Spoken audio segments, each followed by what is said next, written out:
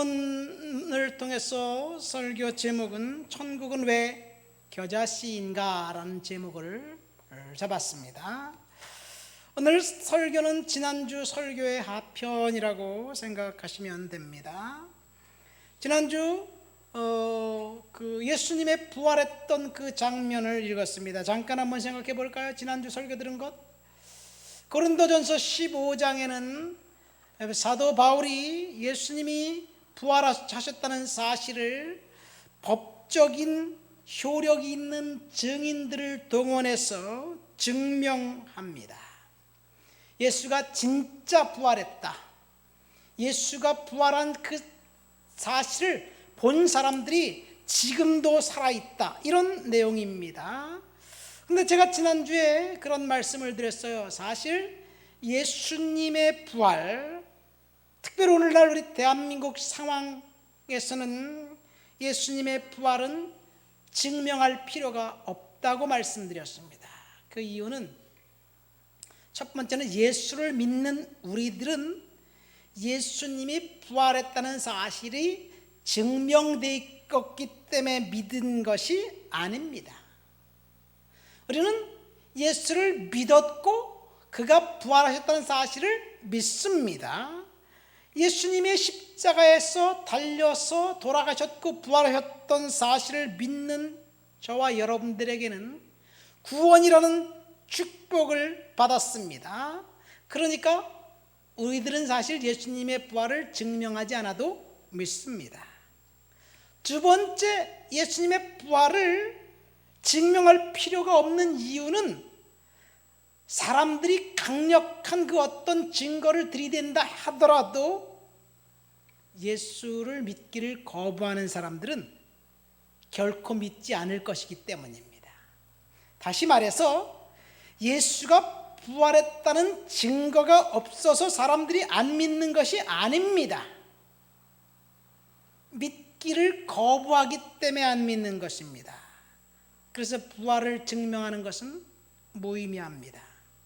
여기서 우리가 오해하지 말아야 될 것은 부활을 증명할 필요가 없으니까 복음을 전하지 않아도 된다라는 말이 아닙니다. 아무리 우리가 전해도 사람들이 믿지 않을 건데 뭘 전도하냐 이런 말이 아닙니다. 우리는 나가서 치열하게 복음을 전해야 합니다. 그 이유는 복음 안에 살 때 소망이 있고 그 안에 축복이 있기 때문입니다. 그러나 오늘날 우리 사회에서 일어나는 일들을 보십시오. 사실, 팩트는 중요하지 않습니다. 사람들의 신념만 중요할 뿐입니다. 사람들의 신념이 사실을 왜곡합니다. 그리고 이렇게 왜곡된 신념으로 사람들을 선동합니다. 그럼 얼마 지나지 않아서 선동된 내용은 사실이 됩니다. 이렇게 선동에 의해서 왜곡된 사실을 믿는 사람들, 심리적인 용어로 뭐라 그러는지 아세요? 집단 체면이라고 해요. 그러니까 우리 사회는 어쩌면 집단 체면에 빠진 사회가 되어버린 것 같습니다. 정치적으로 여야 할 것 없이 나는 옳고 너는 그르다고 그렇게 주장합니다. 나만 옳습니다. 예를 들어 이런 거예요. 방송인 김어준 씨가 다스베이다라는 유튜브 프로그램에서 방송을 합니다. 다스베이다가 무슨 말이냐면요, 다스는 누구 것이라는 짧은 멘트로 지속적인 댓글을 올렸습니다. 그리고 시간이 흘렀습니다.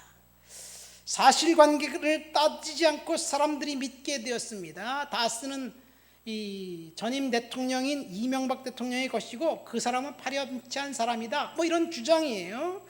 결국 그 주장과 선동은 전임 대통령을 감옥에 가게 만들었습니다.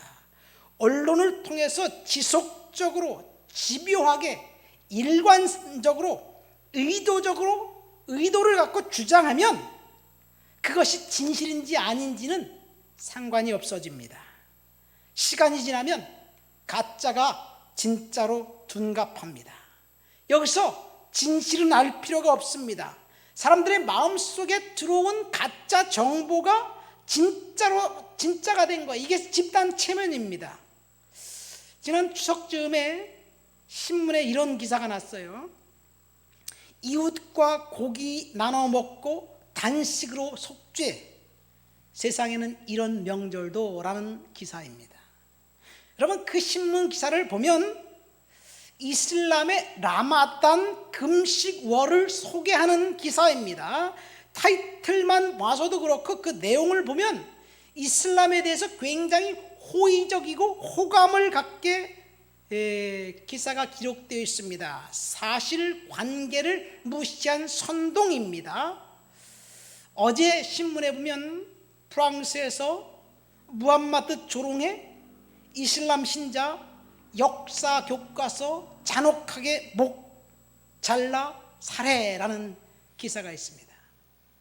이 역사 교과서가 중학교 선생님인데 학교에서 무함마드를 풍자한 만화책을 보여줬어요. 그렇다고 끔찍하게 목을 잘라서 죽였습니다. 그 살인범은 현장에서 사살됐습니다. 기독교를 폄하하고 기독교를 와해시키려고 하는 것까지는 그들의 신념이니까 괜찮은데 이슬람을 옹호하면서 이 땅이 어떻게 될까 정말 심각합니다. 끔찍한 선동입니다. 대한민국은 지금 집단 사회 체면에 걸려 있습니다. 정의가 왜곡되었습니다. 부정이 진실로 바뀌었습니다. 불리한 증거들은 통째로 사라져버립니다. 어떻게 이런 참혹한 나라가 되었을까? 그러니까 부활에 대한 이야기 아무리 사실이라고 주장하고 증거를 들이대도 사람들은 믿지 않으려고 하는 사람들은 결코 믿지 않습니다. 그런데 저와 여러분들은 예수 믿고 구원받은 하나님의 사람들이에요.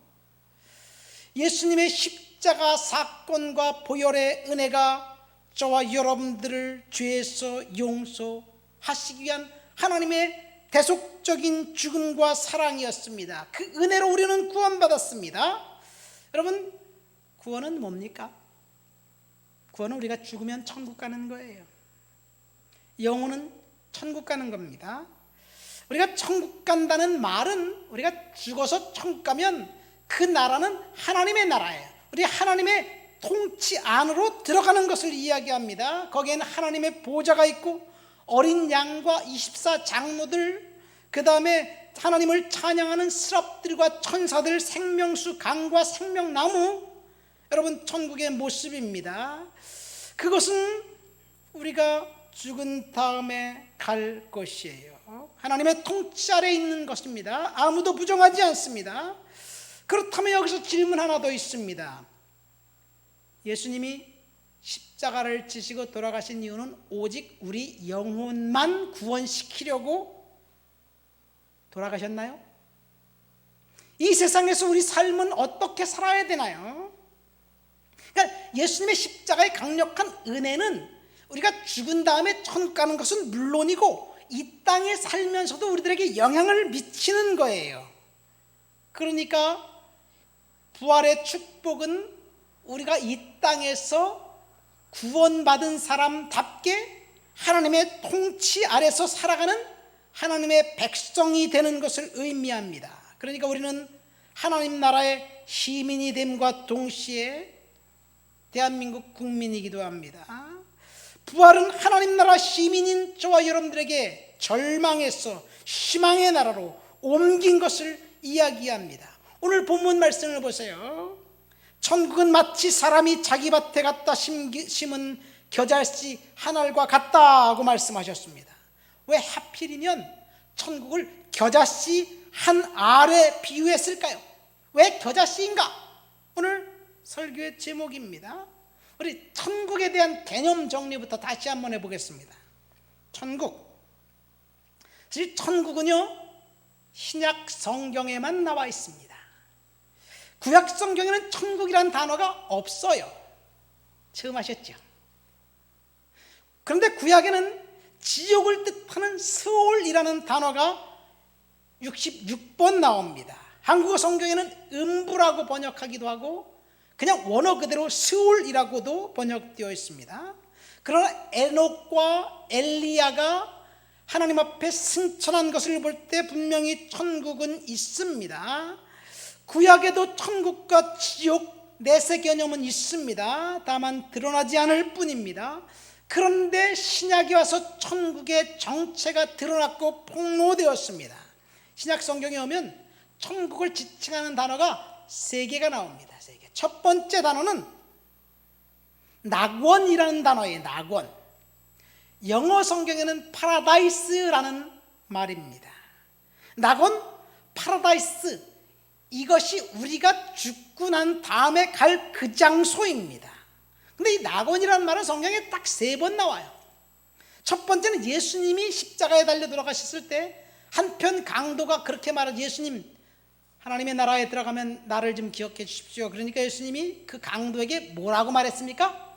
내가 오늘 나와 함께 어디에 있으리라? 낙원에 있으리라. 그렇게 말했어요. 파라다이스입니다. 왜 낙원에 있으리라고? 오늘 내가 나와 함께 하나님 나라에, 내가 나와 함께 천국에 있으리라고 말하지 않고 낙원에 있으리라고 말했냐면요, 그 사람은 곧 죽을 거기 때문에 그래요. 죽으면 어디 가요? 영혼은 파라다이스, 낙원에 가기 때문에 그렇습니다. 또 하나는 요한계시록에 보면 에베소 교회에 하신 말씀인데, 이기는 그에게는 하나님의 낙원에 있는 생명나무의 과실을 주어 먹게 하리라. 그렇게 말씀하셨어요. 이기는 자는 하나님 나라의 생명나무의 과실을 먹게 하리라고 말씀하셨어요. 이 두 구절은 인간이 죽고 난 다음 사후에 갈 곳입니다. 그 낙원에는요, 우리 할아버지 할머니가 계시고요, 5년 전에 천국 간 내 동생도 있고요, 2주 전에 천국 가신 우리 장로님 할머니 되신 박연님 권사님도 거기 계십니다. 낙원의 3번째는 고린도후서 12장에 바울이 간증하면서 이렇게 얘기합니다. 내가 부득불 자랑할 것이 있는데 주의 환상과 계시로 말미암아 3번째 하늘에 올라갔다. 그렇게 말씀하시면서 낙원으로 끌려가 말로 표현할 수 없는 말들을 들었다 그런 거예요. 천국에 가서, 파라다이스에 가서 하나님의 영광을 보았어요. 셋째 하늘입니다. 셋째 하늘이 있다는 것은 첫째 하늘, 둘째 하늘도 있다는 얘기예요. 첫째 하늘은 지금 우리가 눈으로 보이는 이 지상입니다. 우주, 은하계, 허블 망원경으로 볼 수 있는 그곳입니다. 둘째 하늘은 에베소서에 말한 것처럼 사탄이 공중 권세를 잡은 사탄이 장악하고 있는 곳입니다. 그리고 셋째 하늘이 바로 천국, 하나님이 계신 곳을 말합니다. 그러니까 이 낙원의 반대 개념은 지옥입니다. 두 번째는 천국이에요. 천국. 첫 번째는 낙원이고 두 번째는 천국입니다. 천국은 성경에 몇 번 나와 있나요? 오직 마태복음에만 나와 있습니다. 마태복음에만 32번 나와 있고요, 사도 바울이 디모데후서에서 딱 한 번 천국이란 말을 했어요. 근데 천국은 영어로 Kingdom of Heaven이에요. 하늘나라입니다. 하늘나라. 그러니까 하늘나라는 마태복음에만 나와 있어요. 그럼 다른 복음서에 하늘나라, 천국이 나와 있지 않고 뭐가 나와 있냐? 거기는 하나님의 나라라는 단어로 나와 있습니다. 그러나 마태복음에는 하늘나라와 천국과 하나님의 나라를 병행해서 사용합니다. 어쨌든 예수님이 복음을 처음으로 전할 때 회개하고 복음을 믿으라 그러면서 천국이 가까웠느니라 그렇게 선포했어요. 예수님의 첫 메시지도 그렇고요, 세례 요한의 첫 메시지도 그렇습니다. 천국을 이야기한 사람은 그러니까 예수님이 31번, 세례 요한이 딱 한 번, 사도 바울이 딱 한 번 이야기했습니다. 천국은 어떤 물리적인 특정 공간을 이야기합니다. 그러니까 영토가 있고 경계가 있고 국경이 있는 것을 말해요. 천국의 반대 개념은 뭘까요? 그러면 지옥은 아니에요. 지옥은 낙원의 반대 개념이에요. 지옥은 우리가 죽으면 가는 곳. 그러니까 천국, 킹덤 오브 헤븐, 하늘나라의 반대 개념은 이 세상 나라입니다. 세상 나라의 통치자는 누구냐? 대한민국의 통치자 문재인 대통령이지만 이 세상 나라의 통치자는 사탄입니다. 사탄이 공중권세 잡은 자로서 이 세상 나라의 주인 역할을 하고 있습니다. 세 번째 천국은 하나님의 나라라는 단어입니다. Kingdom of God이라는 말입니다. 하나님의 나라의 특징은 천국은 영토의 경계가 있다면 하나님의 나라는 하나님이 왕권을 가지고 통치하고 다스리는 곳을 말합니다. 다시 말해서 대한민국 영토는 대한민국 부속 도서지만 대한민국에 속하지 않은 대한민국 영토가 또 있습니다. 대한민국 대통령의 통치의 범위 안에 들어가는 데가 어디냐? 각 나라에 있는 대사관들이에요. 대사관들. 그러니까 이 국경을 넘는 거죠. 하나님의 통치가 있는 곳, 그것이 바로 하나님의 나라입니다. 그러면 하나님의 나라는 사실은 예수님이 마태복음 12장에 보면 이런 말씀을 하십니다.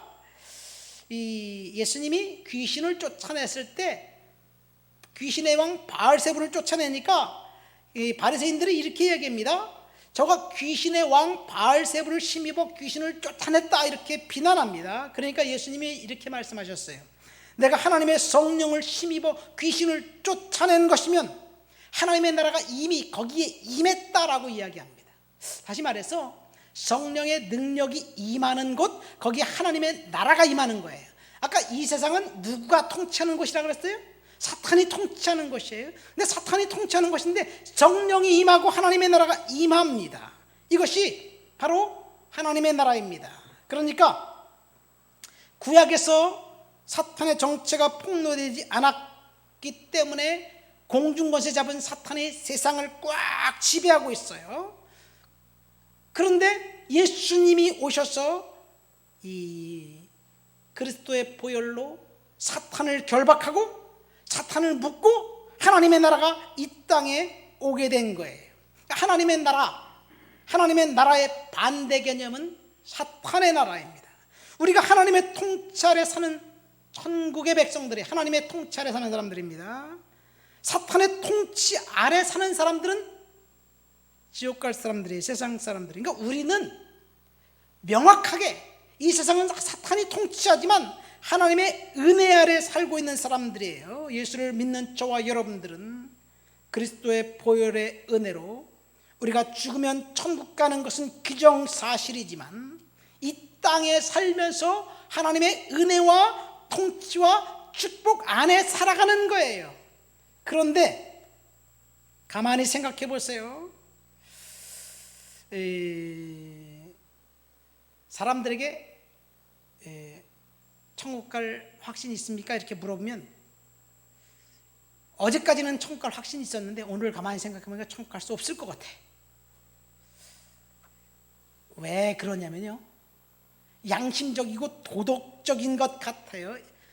오늘 내가 죄를 졌거든, 거짓말했거든, 그러니까 지옥 갈 것 같아, 이런 생각을 합니다. 사실 이것은 구원에 대한 오해입니다. 우리의 선한 행동으로 천국 갈 수 있는 방법 없습니다. 우리의 기여나 공로로, 선행으로 뭔가 해서 천국 갈 수 없습니다. 만약 우리가 뭔가 해서 기여와 공로로, 헌신으로 전도를 많이 하고 헌금을 많이 했기 때문에 천국 갈 수 있다고 믿는 것은 불교의 천국관이에요. 불교에서는 업을 많이 쌓으면 좋은 곳에서 환생한다고 믿습니다. 그래서요, 불교 사찰에서는 부처님께 드리는 시주 금액 단위가 달라요. 왜냐하면 좋은 곳에 가기 위해서 이 땅에서 많이 쌓아야 되기 때문에, 덕을 많이 쌓아야 되기 때문에, 신의 마음을 흡족하게 해야 되기 때문에 그렇습니다. 불교나 힌두교에서 말하는 이 열반이라는 것은요, 힌두교의 개념이에요. 불교가 힌두교에서 나왔거든요. 열반에 들어가려면 이 열반의 경지는 죽은 사람이 들어가나요? 산 사람이 들어가나요? 잘 모르겠죠. 불교에서는요, 열반의 경지에 들어가는 사람은 산 사람입니다. 살아있는 동안 덕을 많이 쌓고 선한 일을 많이 하면 이 세상에서 겪게 되는 이 5가지 욕심과 7가지 감정, 이걸 뭐라 그러냐면 오욕칠정이라고 합니다. 오욕칠정으로부터 해방된다고 믿습니다. 이 오욕칠정으로부터 해방되는 것이 열반이에요. 그러니까 오욕은 뭐냐? 희노애락, 기쁨, 분노, 슬픔, 즐거움, 또 사랑, 미움, 욕, 두려움을 말합니다.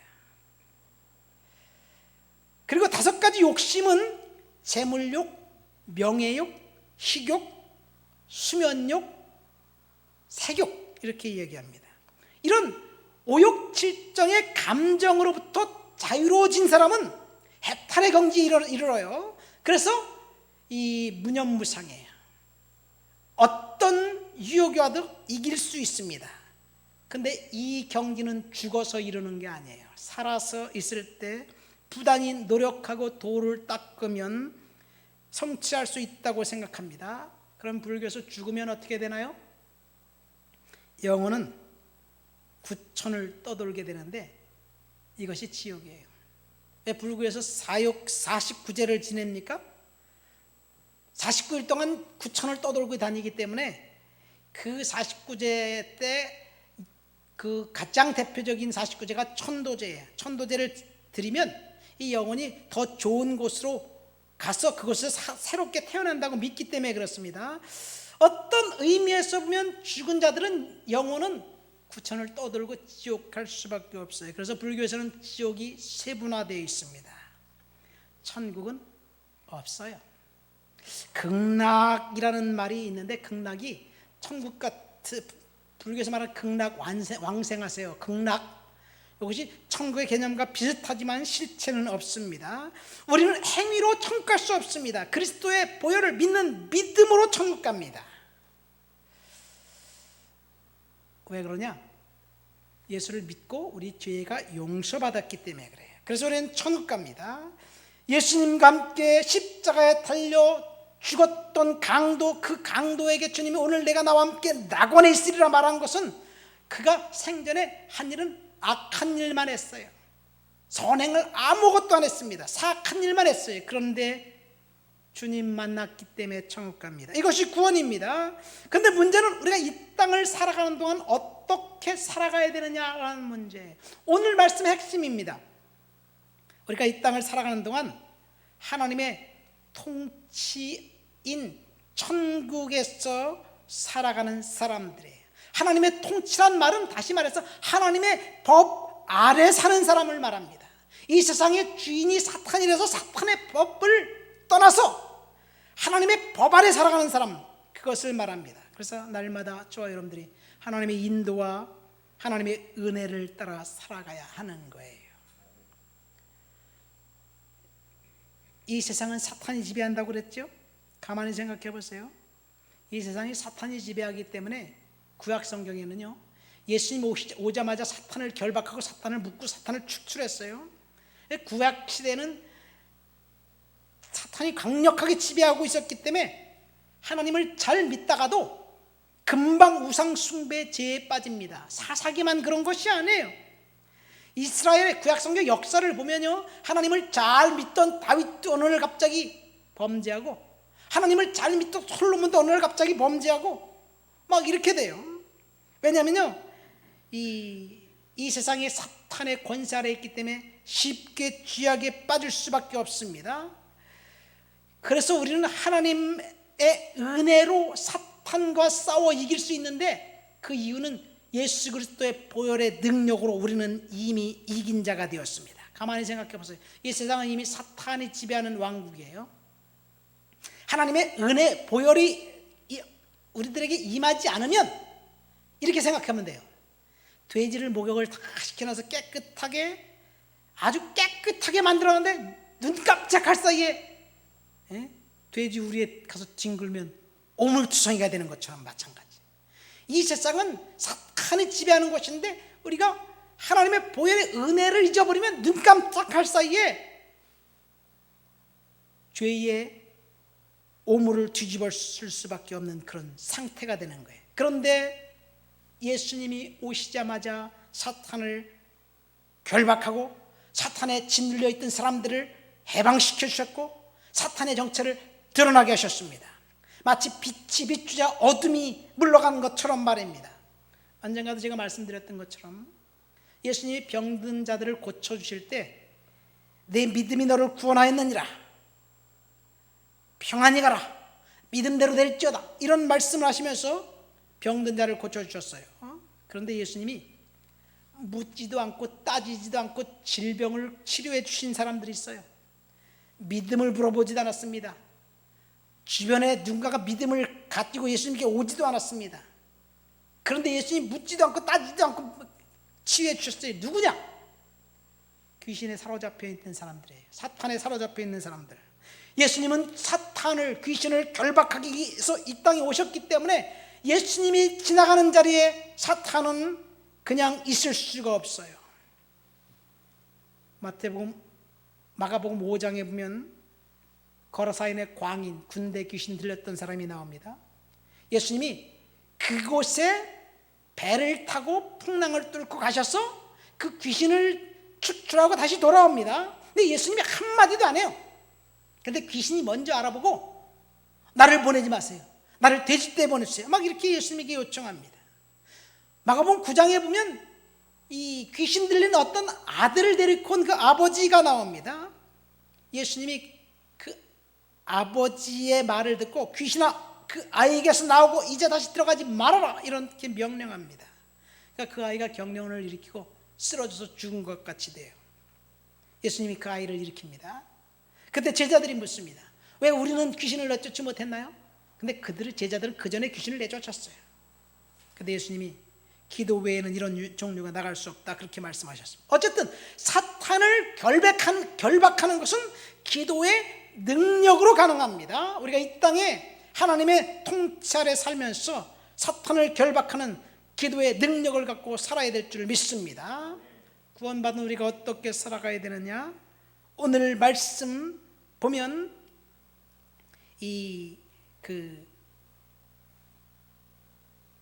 겨자씨 하나과 같은 믿음에 대한 이야기를 합니다. 본문 말씀 보세요. 천국은 마치 자기의 밭에 갖다 심은 겨자씨 하나과 같으니 라고 되어 있습니다. 이 구절에서 설교 제목을 잡았어요. 천국 왜 겨자씨일까? 겨자씨는 눈에 보이지 않는 작은 씨앗입니다. 겨자씨는 차송화 씨보다 작고요, 양귀비 씨보다 작아요. 눈에 보이지 않습니다. 그런데 그 안에 생명이 있기 때문에 땅에 떨어지면, 땅에 씌우면 싹이 나서 자라는데 큰 나무처럼 자라는 거예요. 저는 이 말씀을 묵상하면서 이 땅에 임한 천국의 진짜 모습이 무엇인지 깨달았습니다. 우리에게 하나님의 통치가 임하면, 우리가 천국의 사람이 되면 처음에는 보잘것없고 미미하지만 하나님이 창대하게 큰 나무에 많은 새들이 깃들이는 것처럼 저와 여러분들을 복 주신다는 이야기예요. 이것이 겨자씨의, 천국이 겨자씨라는 이유입니다. 제가 사실 이 말씀을 묵상하면서, 제가 설교할 때는 언제나 성도들에게 낙심하지 마세요, 힘내세요, 낙심은 거짓 감정입니다, 막 이렇게 얘기했잖아요. 근데 지난 주간에 사실 제가 약간 살짝 낙심이 찾아왔어요. 낙심이 찾아온 이유는 성도들 한 사람 한 사람 주일날 새벽 예배마다 기도하는데 성도들은 힘들어하는데 저는 할 게 아무것도 없어요. 할 게 아무것도 없어. 그렇게 생각하니까 갑자기 낙심이 찾아왔어요. 질병과 사투를 벌이고 있는 형제님을 위해서 기도하는데 목사가 기도하면 병이 떠나가고 건강해지고 점점 더 기운 얻고 점점 더 생생해져야 되잖아요. 근데 상태는 점점 더 심각해질 때 그 형제 가족은 어떨까, 이런 마음을 생각하니까 너무 가슴이 아파요. 코로나로 인해서 커뮤니케이션을 제대로 못하니까 그 형제에게 절박한 상황 가운데 위로해주고 싶은 생각이 있는데 위로해줄 수 있는 것이 아무것도 없어요. 정말 내 가슴이 아파요. 그렇게 생각하니까 절망이 돼요. 하나님께 작정 기도를 하고 있는 부부가 기도를 그렇게 많이 했는데 나아질 기미가 전혀 보이지 않아 드문물출하면서 낙심하고 있는 그 상황, 그들은 얼마나 아플까. 이런 생각을 하니까 정말 답답합니다. 몇 달 동안 온라인 예배를 하면서 그 사이 이런저런 이유로 교회를 떠나고 주님 그토록 많은 동역자들을 보내달라고 하나님 앞에 기도했는데 하나님은 침묵하시는 모습을 볼 때 사실 제 마음이 좀 아팠어요. 언제나 항상 밝게 내 자리를 지키면서 하나님을 바라보면서 사역했다고 다짐했지만 흔들리는 내 마음조차 흔들리는 그런 모습 가운데 있을 때 사실 어느 한 자매의 권면과 오늘 말씀 묵상하면서 새 힘을 얻었습니다. 눈에 보이지 않는 작은 씨앗 같은 내가 목회하는 이 교회가 바로 천국이다, 이 교회가 바로 겨자씨다 라는 그런 말씀을 주시면서, 그런 말씀을 들으면서 은혜를 받았어요. 지금은 미약하지만 더 미약해져서 흔적조차 찾아볼 수 없는 그런 내 모습이지만 내가 하나님의 통치 아래 있을 때 성도들과 함께 동역하고 조금만 더 인내하면 큰 나무로 자라서 공중의 새들이 깃드는 믿음의 공동체, 천국의 공동체를 만들어 주실 것을 확신하면서 다시 한번 하나님 앞에 감사했습니다. 겨자씨는 교회를 의미합니다. 왜 그렇습니까? 이 교회는 하나님의 통치가 있는 거예요. 세상은 사탄의 권세 아래 있지만 교회는 하나님의 통치가 아래 있는 것이. 물론 교회도 사탄의 권세가 장악하고 있는 교회가 있긴 있어요. 보니까 가슴이 아픕니다만 어쨌든 겨자씨는 교회를 이야기합니다. 교회는 인간이 만드는 단체가 아닙니다. 예수님이 그리스도이고 하나님의 아들이라고 고백하는, 신앙 고백한 성도들이 교회의 일원이기 때문에 교회가 천국이고, 교회가 천국이기 때문에 교회가 하나님의 통치가 있는 것이고, 교회에서 하나님을 집중적으로 예배하는 예배집이기 때문에 교회가 겨자씨예요. 교회가 천국이에요. 그래서 세상 사람들이, 사탄의 통치 아래 있는 사람들이 교회를 예배를 못하게 하고 코로나를 빌미로 교회를 비난하고 손가락질하는 이유가 있습니다. 왜 그래요? 교회는 저들과 다르기 때문에 그렇습니다. 그들은 사탄의 왕국에 속한 하나님의, 사탄의 자녀들이지만 우리는 하나님의 통치 아래 있는 하나님의 자녀들입니다. 교회에서 하는 예배가 사탄의 정체를 폭로하기 때문에 싫어할 수밖에 없습니다. 교회에서 예배할 때 처음에는 겨자씨처럼 눈에 보이지 않는 작은 미미한 존재들이지만 하나님이 큰 축복을 해주신다는 사실을 깨달을 때 다시 힘을 얻게 되었습니다. 여러분, 예배가 축복이고 교회가 천국이에요. 하나님 앞에 교회 나와서 예배하는 자들을 반드시 복 주실 거예요. 다음 주부터는 온라인 예배, 오프라인 예배 병행할 거예요. 가급적이면 다 온라인 예배에 나오셔서 하나님을 예배하시기를 예수님의 이름으로 축원드립니다. 우리 다음 주에 모여서 축제 예배를 드리자고요. 왜? 우리는 축복의 자녀들이기 때문에 그렇습니다. 예수 그리스도의 보혈의 은혜는 우리가 죽은 다음에 천국 가는 것이 다가 아닙니다. 이 땅에서 사탄의 왕국에서 우리가 살아가면서 때때로 지치고 힘들고 어렵지만 결국 우리는 승리할 수밖에 없는 운명을 주님이 허락하셨어요. 우리는 승리했고 축복받은 하나님의 자녀입니다. 제가 이 교회를 설교를 준비하면서 은혜를 생각하면서 우리 조은유교회 개척됐던 그때 생각을 했어요. 조은유교회가 개척될 때 2009년 5월 마지막 주일이었어요. 방화동에서 이 마곡지구 개발되면서 교회가 없어졌어요. 그때 마곡지구 토지 보상금으로 15억에서 몇백만 원 약간 못 되는 토지 보상금을 받았어요. 그때 성도들과 함께 중요한 결정을 했어요. 우리 하나님 앞에 드리고 다시 교회를 개척하자. 그래서 어느 선교단체 2군데 5천만 원씩 1억을 헌금했어요. 그리고 어느 개척교회 5천만 원을 헌금했어요. 그리고 나니까 이스라엘 선교사인 제 친구가 걸려요. 그래서 친구한테 500만 원을 헌금해 줬어요. 그리고 원당에 작은 교회 건물을 사서 깨끗하게 수리해서 그곳에서 교회를 개척했습니다. 그런데 2014년도에 또다시 풍파에 휘말렸습니다. 강서구에 있는 어느 교회가 다 서로 힘드니까 서로 합치자, 그런 제안을 받았어요. 저도 많이 기도했습니다. 그것도 좋겠다. 성도들 의논한 다음에 교회를 합치기로 결정했어요. 그때 저희 교회 성도들이 강서구에 사는 사람들이 꽤 됐어요. 내가 개척했으니까 내가 문을 닫는 것 윤리적으로 목회적으로 나쁘지 않겠다 생각했습니다. 그리고 현실적으로 교회가 너무 많으니까 교회 하나 없어지는 것도 괜찮겠다 생각해서 두 교회가 합치기로 했습니다. 근데 문제는 우리 교회 당이 팔렸어요. 그리고 교회는 갈 수 없게 되었습니다. 그 목사님이 저를 속였어요. 물론 하나님이 막으신 거예요. 가만히 생각해 보니까 우리 좋은 이웃교회가 거룩하게 시작됐는데, 정말 하나님 앞에 거룩하게 시작했는데, 그 거룩하게 시작된 교회가 없어지는 하나님이 원하지 않기 때문에 연합이 무산된 것입니다. 그때 다니던 성도들은 다 집 근처로 보내드리고 남은 성도들 5명이 독수리 오형제가 2014년 12월 달에 이곳에서 다시 교회를 시작했습니다. 그래서 좋은 이웃교회가 지금 이곳에 작고 미약하지만 거룩하게 시작된 겨자씨와 같은 이 교회가 지금 이곳에 존재하는 거예요.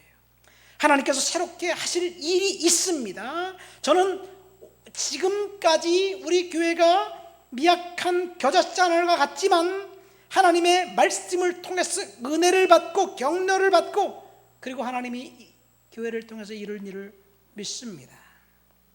코로나 이후에 하나님이 우리 교회를 세워주실 거예요. 그래도 우리 교회에서 하나님이 축복해 주시는 사람들이 여기 하나둘씩 생겨나고 있잖아요. 우리 장로님 열심히 사업하면서 하나님이 축복해 주셨습니다. 우리 이진주 자매님 하나님 축복해 주셔서 선생님이 이제 임용고 합격해서 지금 선생님으로 근무하고 있잖아요. 우리 김동관 집사님도 그렇고 황순영 집사님도 그렇고 우리 박현탁 형제님도 그렇고 우리 연둠 형제님도 그렇고 하나님께서 복 주시고 은혜 주실 줄을 믿습니다. 교회를 통해서 하나님이 성도를 복 주시기 위해서 부르신 거예요. 두 번째, 천국은 겨자씨 하나가 같다는 말의 의미는 교회일 뿐만 아니라 성도들 한 사람 한 사람을 지칭하고 있어요. 우리가 바로 천국의 백성들이에요. 우리가 바로 하나님의 통치 아래 사는 사람들입니다. 목사인 저 자신이 지금까지 미약한 미미한 겨자씨, 눈에 보이지 않고 흔적을 찾을 수조차 없는 겨자씨 같지만 나의 미래는 하나님이 책임주신다는 그런 말씀으로 봤습니다. 김대용 장로님, 지금 힘들고 지치도록 주님 앞에 최선을 다하는 겨자씨 하나를 같지만 큰 나무가 되었어, 거목이 되었어.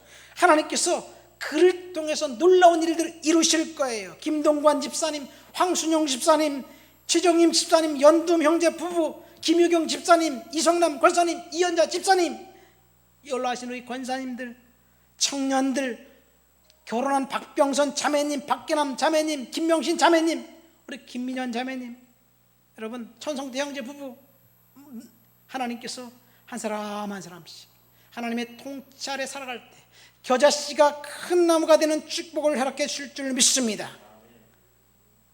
얼마나 감사한가요? 우리가 지금 겨자씨처럼 미약하지만 저와 여러분들을 통해서 천국을 소유한 저와 여러분들을 통해서 하나님이 이루실 놀라운 축복을 말입니다. 가루 소말 속에 갖다 넣어 전부 부풀게 한 누룩과 같다 이 세상을 변화시킬 동역자로 하나님께서 세워주셨습니다. 사실 이 가루 소말 속에 갖다 넣어 부푼 그 이 전부불개한 누룩과 같다는 말은요, 겨자씨 비유와 반대 개념입니다. 겨자씨 비유는 이 팔레스타인 예수님 말씀하실 당시에서 나가서 일하는 사람들은 남성들, 남자의 일입니다. 근데 빵 굽는 일은 누구의 일이에요? 여성들의 일이에요. 가루 서말 속에 누룩을 하나 넣으면, 가루 서말이면 굉장히 많은 그 양이에요. 그 가루 서말로 36명이 먹을 수 있는 빵을 만들 수 있대요. 누룩 매달 넣으면 36명이 먹을 수 있는 빵으로 부풀어 오르는 거예요. 최대 양의 밀가루 반죽, 부인 한 명이 만들 수 있는 최대 양의 밀가루 반죽이 가루서말입니다. 한 끼에 10명 이상, 36명이 먹을 수 있는 충분한 양, 한 줌 효소로 100명 이상 먹을 수 있는 충분한 빵을 만들 수 있는 그런 능력을 하나님이 주신다는 이야기. 이것이 바로 가루서말 속에 넣은 누룩의 비유입니다. 하나님이 성도들을 통해서, 저를 통해서, 우리 조원육교를 통해서 그런 일을 이루실 줄을 믿습니다. 말씀을 맺습니다. 오늘 저는 왜 천국이 겨자씨인가 라는 겨자씨 비유, 그 다음에 가루서말 속에 전부 부르게 한 누룩과 같은 비유를 통해서 하나님이 우리 교회와 저와 여러분들을, 성도들을, 지금은 미약하고 지금은 눈에 보이지 않고 지금은 참혹한 현실 가운데 살아가는 것 같지만 하나님께서 겨자씨처럼 놀랍게 복 주실 것을 기대하면서, 현실은 조금 좀 낙심이 되는 것 같지만 주님 앞에서 믿음으로 살아가야 되겠다, 그런 다짐을 하면서 오늘 하나님의 은혜를 생각합니다. 여러분, 하나님의 통치 아래 사는 저와 여러분들을 통해서 하나님께서 놀랍게 일하실 것입니다. 기대하면서, 기대하시기를 예수님의 이름으로 축원드립니다. 우리 다 같이 말씀을 생각하면서 통성으로 기도합니다.